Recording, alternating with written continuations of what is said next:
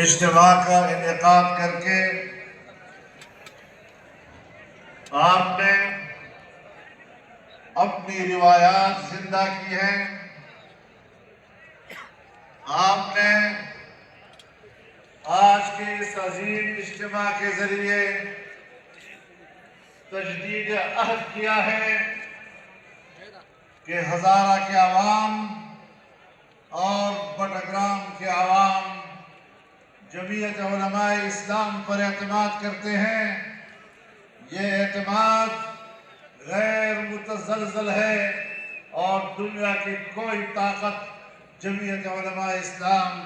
اور عوام کے درمیان اب فاصلے نہیں پیدا کر سکے. آپ نے بارش کے ماحول میں برستی بارش میں جس استقامت کا مظاہرہ کیا ہے، یہی وہ مقام عشق و جنون ہے کہ آپ بارش سے متاثر نہیں ہوئے، سردی سے متاثر نہیں ہوئے،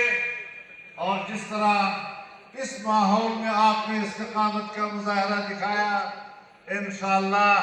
جمعیت علماء اسلام کی تحریک جو اس ملک کے اندر شعائر اسلام کے تحفظ کے لیے ہے، جو اس ملک کے اندر اللہ کے نظام کے نفاذ کے لیے ہے، انشاءاللہ